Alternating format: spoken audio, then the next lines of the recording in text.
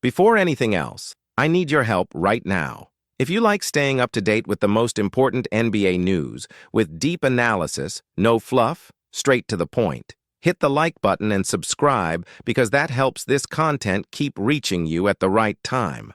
Now pay attention, because what came out today changes the landscape for multiple franchises across the league. The NBA woke up to news that nobody can treat as routine. The Memphis Grizzlies are officially listening to trade offers for Ja Morant.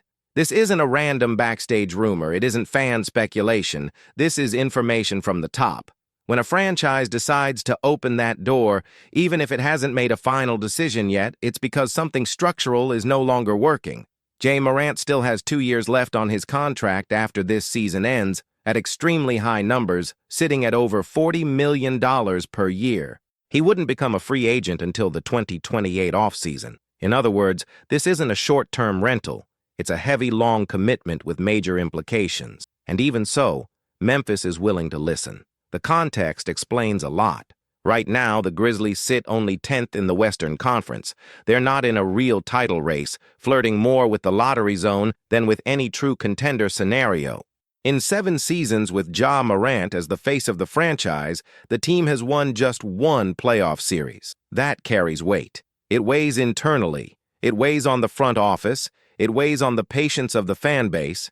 And it weighs on the cold evaluation of the project. And then the question comes up that no franchise likes to ask. But that defines NBA cycles. How far is it worth insisting? How far can this core really go? When that question shows up, nothing stays untouchable. What stands out is that this discussion didn't start today. It's been happening behind the scenes for months.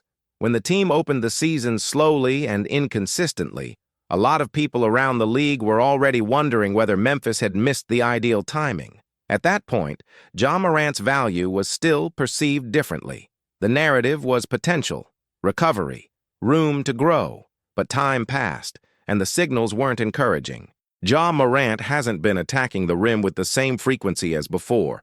That burst that defined his game, the one that shredded entire defenses in 2 dribbles, hasn't shown up with the same consistency.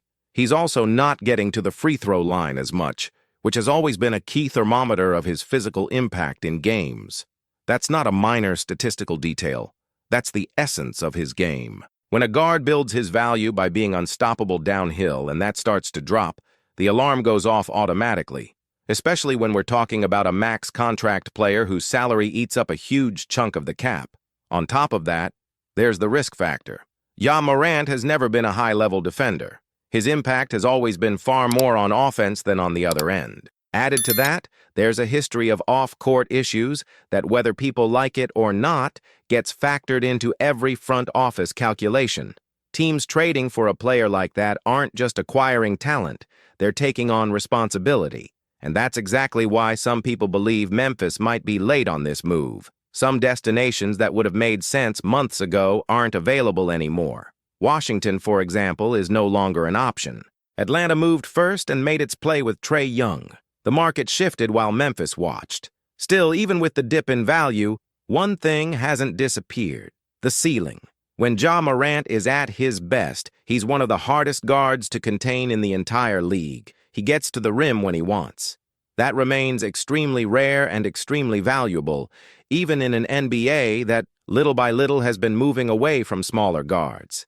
That's why there's still a market. Maybe not as overheated as before, maybe more cautious, but real. Teams look at him and think, if we can get the physical side right, understand what's limiting that burst, put him in the right environment, with strong leadership and less pressure to carry everything alone, the payoff could be massive. The problem is that every month that passes, every injury that stacks up, every game where he doesn't get downhill like he used to, the balance between upside and risk shifts.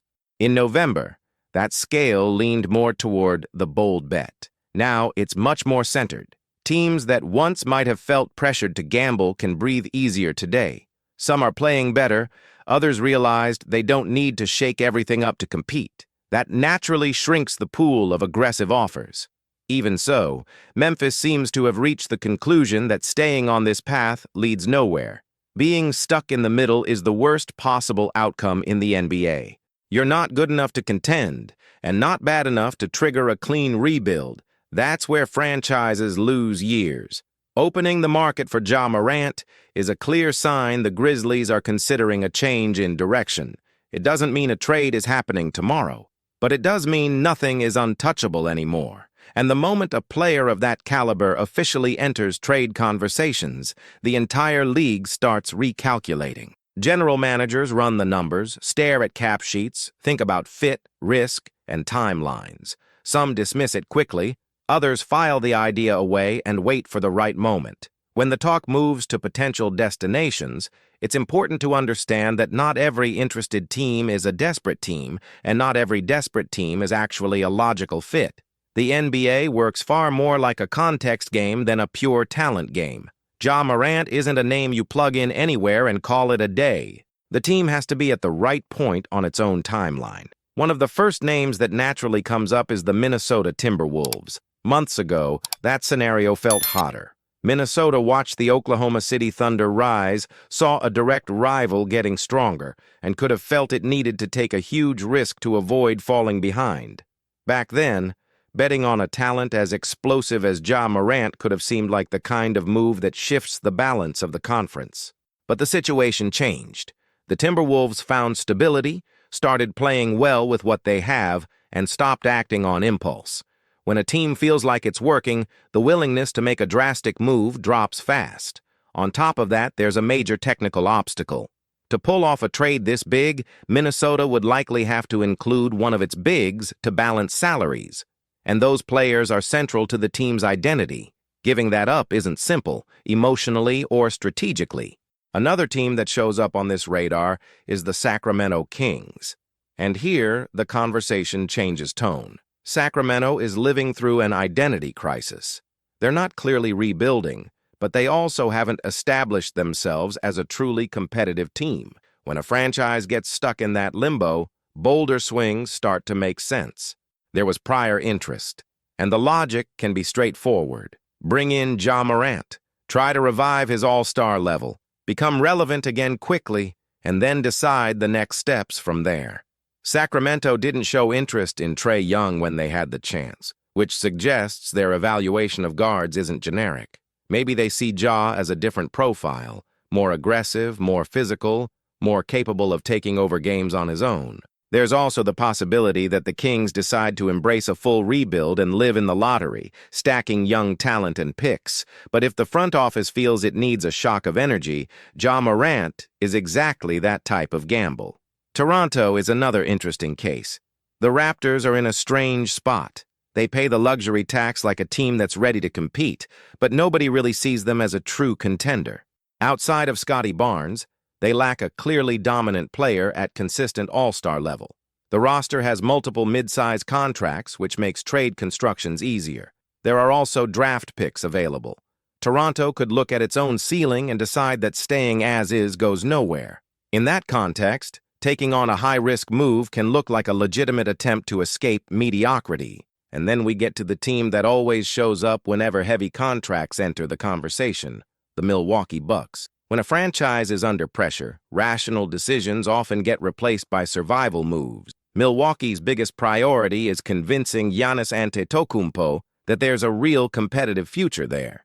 The on-court fit of Ja Morant in Milwaukee is questionable. The team needs shooting around Giannis. Offense, ironically, isn't the main problem. The Bucks are among the best in the league in effective field goal percentage. The biggest holes are defense, rebounding, and an excessive number of turnovers. Ja Morant, by profile, doesn't automatically fix any of those. Still, when urgency hits, logic shifts. Bringing in a younger all-star can be seen as a signal of commitment to both the present and the future. It wouldn't be surprising if Milwaukee at least checked in. That doesn't mean they'd do it, but it does mean they'd call and ask the price. The core point is this. The market exists, but it's not an inflated market. It's not a situation where Memphis sets the rules. The dip in performance, the injuries, and the heavy contract have reduced the leverage. Every team will evaluate the risk differently, depending on its cap structure, its patience, and its ambition. And that's exactly where the conversation starts expanding beyond the obvious teams. Because when a talent at that level becomes available, even with caveats, smart franchises don't ignore it. They watch quietly, do the math, run scenarios, and wait for the right moment. That's when the impact of this news starts reaching teams that, at first glance, don't seem directly linked to the discussion, but that understand title windows better than almost anyone. Teams that know every season matters. When a franchise like Memphis officially opens the door to hear offers for Ja Morant, that's not just an isolated move. It's a signal to the entire league that a rare opportunity exists. And rare opportunities, especially when they involve an elite talent whose value is down, tend to get exploited by organizations that think 2 or 3 steps ahead. Ja Morant's value today doesn't reflect the peak he's already shown. It reflects doubt. It reflects risk. It reflects uncertainty about which version of him shows up. And historically, this is exactly the kind of scenario where some of the most impactful NBA trades happen. Championship teams rarely build their rosters only by paying full price. They identify moments when the market is hesitant, when narrative weighs more than raw potential, and they strike there, not out of impulse, but out of calculation. Ja Morant is still young enough to reinvent himself. He still has enough burst to change games. He still has a name big enough to tilt a conference if everything lines up. What's being decided now is who believes they can be the right environment to make that happen. Memphis, meanwhile, seems to have realized that insisting could cost more than starting over. Being stuck to a project that doesn't move forward is the kind of mistake that accrues interest in the NBA. Listening to offers isn't quitting on a player. It's admitting the story in that form may have reached its limit. As the trade deadline approaches, pressure rises. Teams decide whether they're buying, selling, or standing still. Players feel the weight of speculation. Executives have to decide whether they gamble or protect themselves. Ja Morant is now at the center of that board. The ending is still open. There may be no trade. There may be an offer below expectations. A team nobody is talking about right now might appear. But one thing is already certain. The league no longer treats Ja Morant as an untouchable asset. And when that changes, everything changes with it. If you want to keep following this kind of deep analysis, understanding what's really behind NBA moves, hit the like button now and subscribe. That makes a difference and ensures you don't miss the next chapters of this story because it's still far from over. Sotto, at 22 years old, is an athlete with an impressive track record, something that grabs everyone's attention. His size is remarkable, but what truly makes a difference is the combination of this attribute with his skill and agility. With a clear mastery of the paint game and an offensive ability that stands out, he is the type of player who can make a significant impact on any team. When we consider his qualities, it becomes evident that we're talking about a center who is not only a rim protector, but also creative on offense, making him a real promise for the future. However, his stature and talent are only part of the challenge.